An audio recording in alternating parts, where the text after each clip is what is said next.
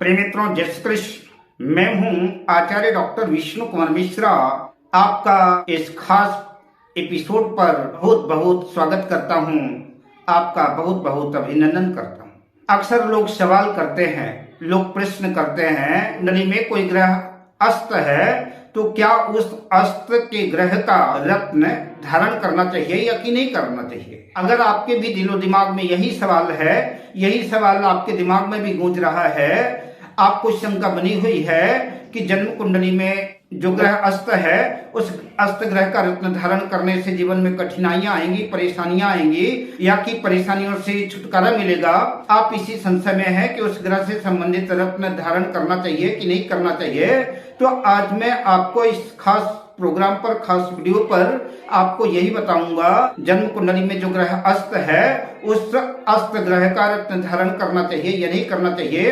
पर मैं विषय क्रम में आगे बढ़ूं, विषय क्रम में प्रवेश करूं, उससे पहले आपसे आग्रह, अगर आपने अभी तक हमारे इस चैनल को सब्सक्राइब नहीं किया है तो प्लीज चैनल को सब्सक्राइब करें, साथ ही नोटिफिकेशन बेल को भी प्रेस कर लें। अक्सर क्या होता है कि जन्म कुंडली में किसी भी भाव पर सूर्य के साथ अगर 1, 2 या 3 ग्रहों की युति है, खासतौर से बुध तो अक्सर ही रहता है सूर्य के साथ, तो जो ग्रह सूर्य के अत्यंत निकट आ जाते हैं, तो सूर्य के अत्यंत निकट आने पर वो सूर्य से वो ग्रह अस्त हो जाते हैं। और वो जब ग्रह अस्त हो जाते हैं तो वो अपना प्रतिफल नहीं दे पाते, वो प्रभावहीन हो जाते हैं। पर मैं आपको ये बताते चलूं, चंद्र से लेकर के चंद्र, मंगल, बुध, गुरु, शुक्र, इन ग्रहों के बारे में बताऊंगा कि सूर्य के नजदीक आने पर कितनी डिग्री पर ये ग्रह अस्त हो जाते हैं। तो बात मंगल की करें तो मंगल उसी भाव में मंगल स्थित है जिस भाव में जो है सूर्य है, या कि सूर्य के आगे पीछे वाले भाव में भी मंगल स्थित है। और 17 अंश तक मंगल जो है सूर्य के नजदीक अस्त हो जाता है। तो देवगुरु बृहस्पति 11 अंश तक अस्त हो जाते हैं। बात चंद्रमा की करें तो चंद्रमा सूर्य से जो है 12 अंश तक अस्त होता है। शुक्र यदि मार्गी हो तो 10 अंश तक, और यदि शुक्र वक्री हो सूर्य से 8 अंश तक।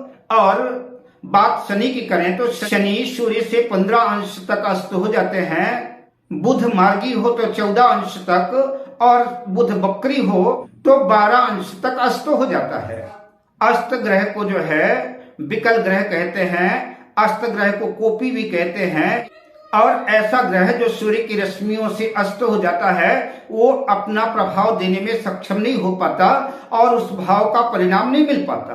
तो चंद्र, मंगल, बुध, गुरु, शुक्र और शनि जब सूर्य के अत्यंत नजदीक आ जाते हैं तो ये ग्रह अस्त हो जाते हैं। और ये जिन भावों के स्वामी हैं, जिन भावों के भावपति हैं, उस भाव का प्रतिफल नहीं दे पाते, उस भाव का पूरा फल नहीं मिल पाता। किंतु राहु केतु एक ऐसे ग्रह हैं जो सूर्य के नजदीक आने पर भी ये अस्त नहीं होते, वरन उल्टे राहु केतु ही जो है सूर्य को प्रभावित कर देते हैं, सूर्य पर ग्रहण दोष लगा देते हैं, जिसे पितृदोष भी कहते हैं। तो ऐसे जातक को जिसकी जन्म कुंडली में राहु और केतु का ग्रहण लगा हुआ है, पितृदोष बना हुआ है, ऐसे जातक के जीवन में प्रत्येक कार्य में कठिनाइयां आती हैं, मुश्किलों का सामना करना पड़ता है।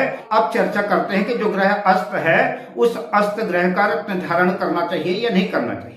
तो जन्म कुंडली में सूर्य से अस्त ग्रह अगर जन्म कुंडली में योग कारक है, केंद्र त्रिकोण भाव का स्वामी है, तो निसंदेह जो है किसी ज्योतिषी के परामर्श लेकर करके, और परामर्श की भी आवश्यकता नहीं है अगर जन्म कुंडली में वो ग्रह योग कारक है किंतु सूर्य के नजदीक आने से प्रभावहीन हो गया है, अस्त हो गया है, तो उस ग्रह का रत्न धारण किया जा सकता है और करना भी चाहिए, ताकि उस भाव से संबंधित अच्छा परिणाम जातक के सामने मिल सके।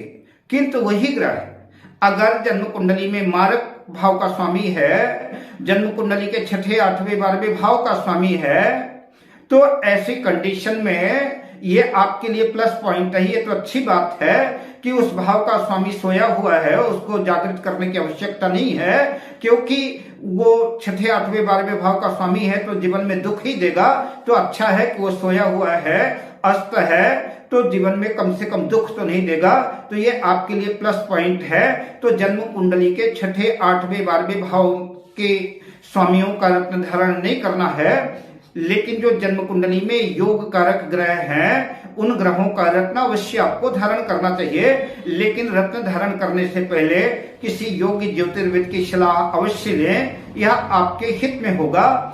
अब मैं आपसे लेता हूं विदा, शुभकामनाओं के साथ। जय श्री कृष्ण।